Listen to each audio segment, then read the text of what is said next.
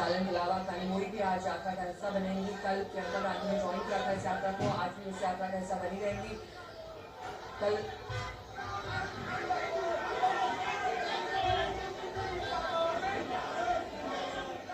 इस बीच प्रियंका गांधी वार्ता में क्या कुछ बात सुनी।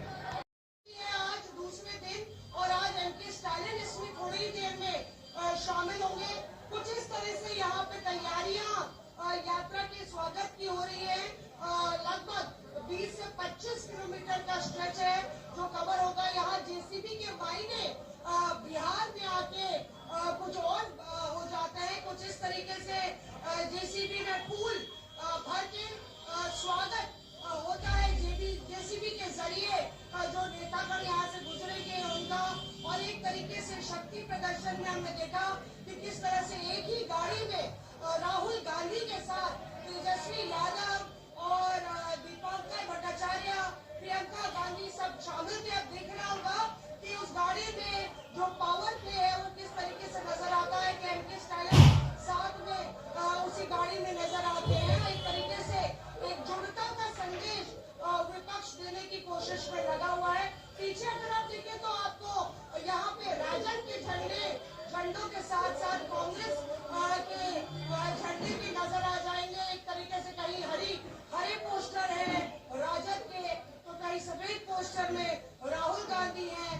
तो एक तरीके से ये कोशिश है कि लालटेन के साथ साथ हाथ भी आगे बढ़े और कहीं ना कहीं मिथिला के जरिए पटना का रास्ता तय करें, क्योंकि मिथिला गढ़ माना जाता है एनडीए का। 100 से ज्यादा सीटें हैं, तो यह दिलचस्प इस एक मुकाम पर ही जाता है। इलेक्शन कमीशन की मदद से महाराष्ट्र का चुनाव चोरी किया, हरियाणा का चुनाव चोरी किया, उससे पहले मध्य प्रदेश का चुनाव चोरी किया, लोकसभा में कर्नाटक में हमने उनको पकड़ा। और हमारा एक ही मैसेज है कि बिहार में वोट चोरी नहीं होने देंगे।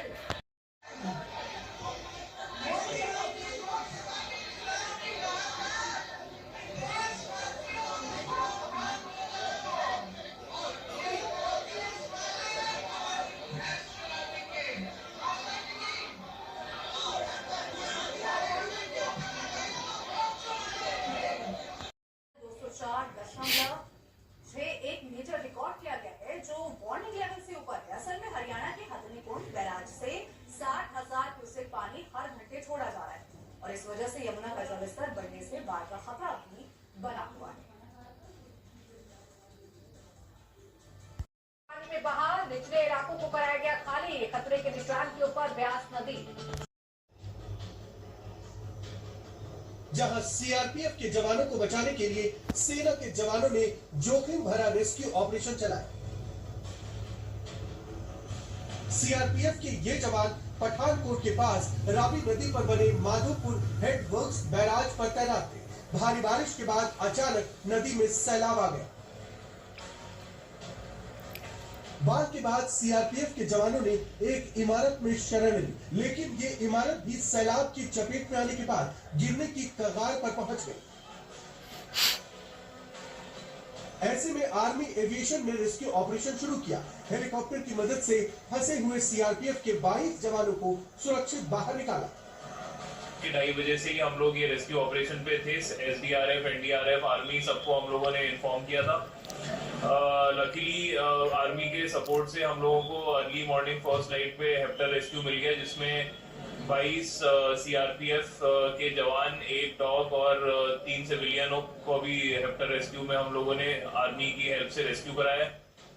रेस्क्यू ऑपरेशन पूरा होने के कुछ ही मिनट के बाद पूरी इमारत सैलाब में बह गई। बारिश के बीच लोग अपनी गाड़ियों से पुल पार करते नजर आ रहे हैं। तभी अचानक पुल धंसता है, एक स्कॉर्पियो और 2 कारें फंस जाती हैं।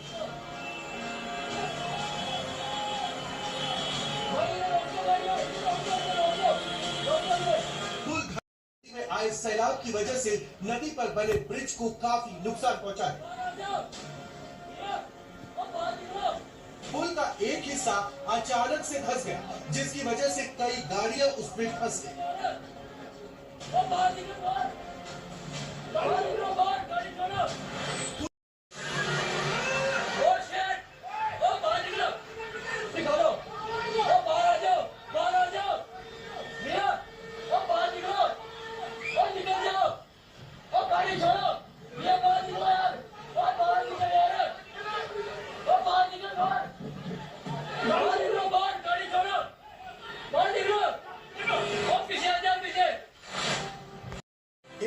यहाँ जान बचाने के लिए पेड़ पकड़ कर खड़ा है। नीचे पानी इतना भरा है कि अगर उसका हाथ छूटा तो वो पानी में बहता चला जाएगा। ऐसे ही कई छात्र यूनिवर्सिटी के अलग अलग ब्लॉक्स में पानी की वजह से फंस गए। बाद में सुरक्षा बलों ने रेस्क्यू ऑपरेशन चलाकर इन छात्रों और यहाँ फंसे स्टाफ को सुरक्षित निकाला। हिमाचल प्रदेश की राजधानी शिमला की है, जहाँ कोटखाई में लैंडस्लाइड हुआ है। कोको नाला में पहाड़ दरकने से पूरा मलबा सड़क पर आ गया। मलबे की वजह से सड़क किनारे खड़ी गाड़ियां, दुकानें सब इसकी चपेट में आ गई। अचानक आए मलबे की वजह से दुकानों और गाड़ियों को काफी नुकसान पहुंचा है। लैंडस्लाइड से ट्रैफिक के लिए पूरा रास्ता बंद है। रूट बंद होने की वजह से गाड़ियां जहां तहां रुकी, इससे लंबा जाम लग गया। बादल फटने की घटना शाम के समय हुई, इसलिए किसी को कोई चोट नहीं पहुंची। वहां मौजूद लोगों ने भागकर अपनी जान बचा ली।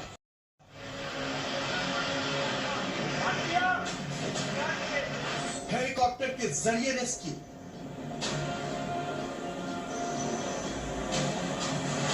जम्मू में बाढ़ से बुरा हाल है। लगातार हो रही बारिश से चारों ओर पानी भरा है।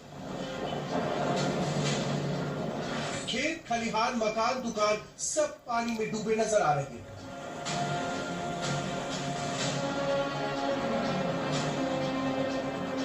बाढ़ की वजह से लोगों के घरों में कई फीट तक पानी भर चुका है। बाढ़ प्रभावित इलाकों में रेस्क्यू के लिए सेना ने मोर्चा संभाल लिया है। हेलीकॉप्टर के जरिए रेस्क्यू ऑपरेशन चलाया जा रहा है। पानी में जगह जगह फंसे लोगों को सुरक्षित जगहों तक पहुंचाने के लिए सेना के जवान जी जान से जुटे हैं। आरएसपुरा सेक्टर के गढ़ीगढ़ इलाके से 7 लोगों को बचाया गया। जम्मू के अलग अलग इलाकों में 4 रेस्क्यू टीमों को तैनात किया गया है। चारों तरफ भरा पानी। तस्वीरें पंजाब के गुरदासपुर की है, जहां डैम के टूटने से चारों ओर हाहाकार मचा है। रावी नदी का बहाव इतना तेज है कि पानी आसपास के कई गांवों में भर गया है। गुरुद्वारे में भी कई फीट तक पानी भरा है, जिसकी वजह से लोगों को आना जाना मुश्किल हो गया है। सीमावर्ती इलाकों में देर रात से ही रावी नदी का जलस्तर लगातार बढ़ रहा है। ऐसे में वाटर लेवल कम करने के लिए लगातार डैम से पानी छोड़ा जा रहा है। पठानकोट में रंजीत सागर बांध से पानी छोड़े जाने के बाद सड़क पर नदी बहने लगी। नदी का बहाव इतना तेज था कि वो अपने साथ सब कुछ बहा ले जाने पर आमादा है। खतरे को देखते हुए एनडीआरएफ और सेना को मदद के लिए बुलाया गया। एनडीआरएफ की टीम यहाँ पर उतार दी गई है और उसके अलावा एनडीआरएफ की टीम जो है यहाँ पर मोर्चा संभाले हुए है और उसके साथ ही आर्मी को भी यहाँ पर बुला लिया गया है। ये सामने आप तस्वीरें देखेंगे तो ये